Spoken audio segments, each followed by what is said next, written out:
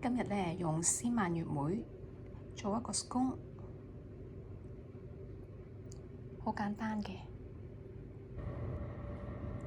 首先咧，將個焗爐預熱到去200度。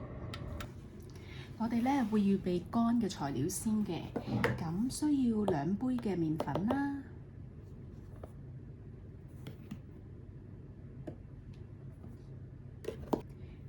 1/2嘅砂糖，大約係1/8茶匙嘅鹽，要啲橙皮啦，大約係1個茶匙。你刨嗰陣時咧，就唔好刨咁深，因為咧白色嗰個部分咧裡面係苦嘅，我哋就淨係要出邊呢一個橙色呢個部分。今日咧，我會用一啲嘅迷迭香嘅 rosemary。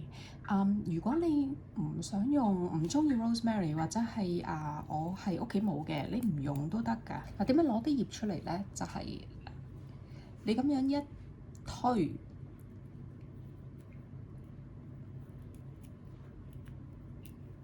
咁啲葉咧就會出咗嚟㗎啦。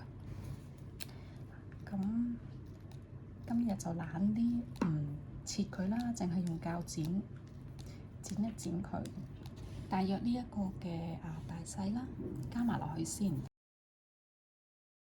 跟住咧就再加呢一個2茶匙半嘅powder粉，攪勻佢。跟住咧就預備呢一個濕嘅材料啦，我哋需要1隻雞蛋。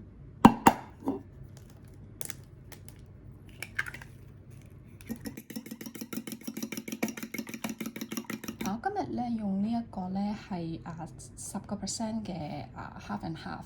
咁如果你話我屋企冇嘅，我係用5% 得唔得咧？或者係普通嘅全脂牛奶都可以嘅。咁落半杯啦。再加埋1茶匙嘅雲呢拿油，好啦，跟住就得㗎啦。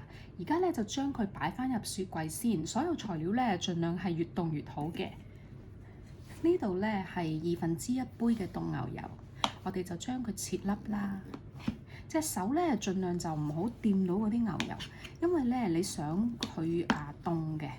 然後咧就將佢加落去呢一個麵粉嗰度，就用手指頭將佢攣到咧好似係嗰啲青豆嘅大細就可以㗎啦。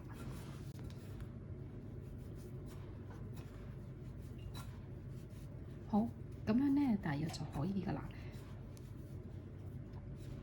你見到咧嗰啲牛油個大細都係咁上下。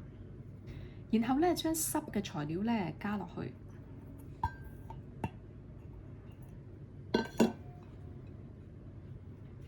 輕輕咁樣攪勻佢。動作一定要輕嘅，如果咧太過大力咧，麵粉裡面嗰啲筋性咧就會令到嗰個 scone 咧唔夠鬆脆，就會好煙煙韌韌咁樣㗎啦。輕手啲啦，當佢咧大約係你見到嗰啲個麵團開始係有一半已經係吸收咗嗰啲濕嘅材料之後咧，你就可以落埋嗰啲絲蔓越莓，一次過慢慢攪埋嗰一半佢㗎啦。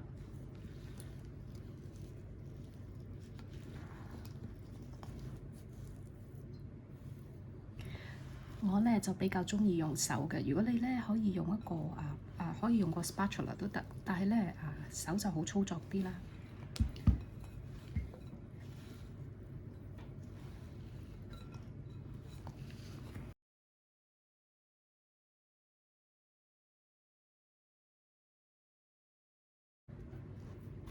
整返個形狀啦。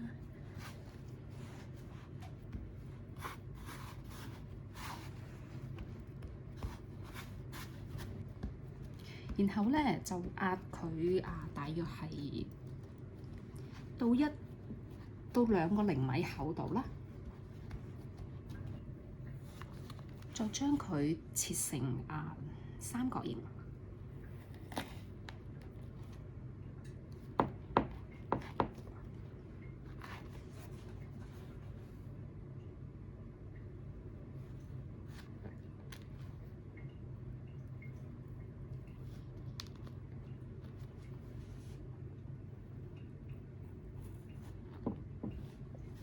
然後將切好嘅 scone 咧擺上去個烤盤度。